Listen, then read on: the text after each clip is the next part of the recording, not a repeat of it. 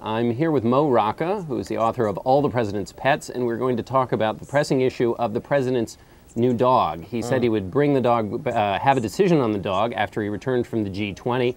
What do you think about this Portuguese water dog that is what the president's going to get for his daughters? Do you have any guess on what that says about this president? Well, it's an extremely friendly dog. It's a very soft dog. It is hypoallergenic, and we've heard over and over again that first daughter, Malia, has a dog allergy. Of course, no dog can be completely hypoallergenic. She's going to need to spend some time with this Portuguese water dog, with this PWD, an acronym we're going to be hearing a lot these days. And apparently the PWD did make a visit to the White House already. Ted Kennedy has 3 of them. They're a close relative of the standard poodle. They don't have their tails docked, so we will have a dog with a tail in the White House.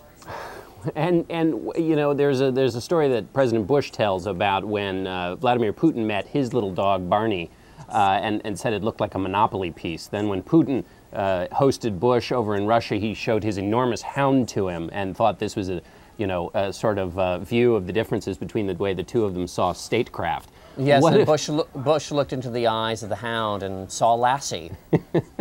What do we know? In your book, you talk about pets throughout presidential history.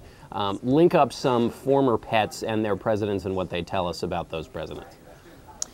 Well, I mean, President Clinton, for instance, got a Labrador Retriever in the darkest days of his presidency, and that was the #1 breed for 17 years running. So, I'm not saying that he didn't like Buddy, the Labrador, but I think that a lot of the time they use them clearly for public relations stunts. I was kind of hoping that Obama would go out of the box and make like one of our pre-World War II presidents and get a different kind of pet. I was pushing for a vicuña. Everybody remembers Dwight Eisenhower's chief of staff, Sherman Adams, and the scandal over the gift of a vicuña coat from a lobbyist, and that really tarred the name of the vicuña for a long time. I thought this would be a nice time to bring that back. And vicuñas are extremely soft. They're a relative of the alpaca. They only have to be shorn every 3 years. They produce about 1 pound of wool for each of those years and make beautiful coats. So it would be like the White House garden, where you'd actually be able to produce something that would then be useful for the Exactly, president. exactly. And with that in mind, I was thinking of Lincoln's goats, Nanny and Nanko, and some working animals because of the economic crisis we find ourselves in.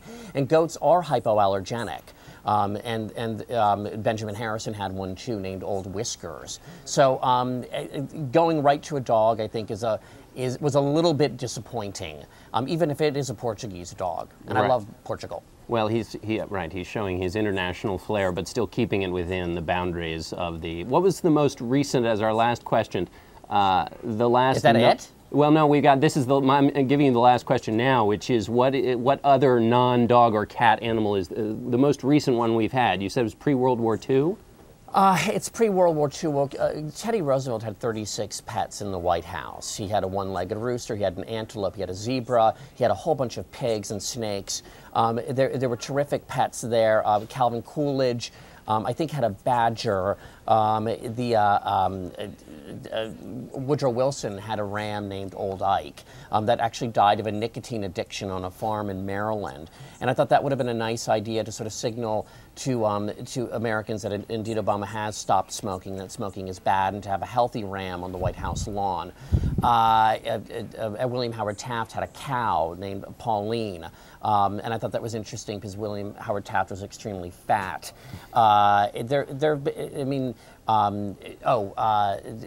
Lincoln, in addition to the goats, and a dog.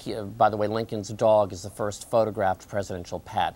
It was a dog named Fido, a mutt, wonderful, lovely dog. And after Lincoln's death, a drunk from Springfield, Illinois, broke a bottle and stabbed the dog with it and killed it. So it's a horrible story.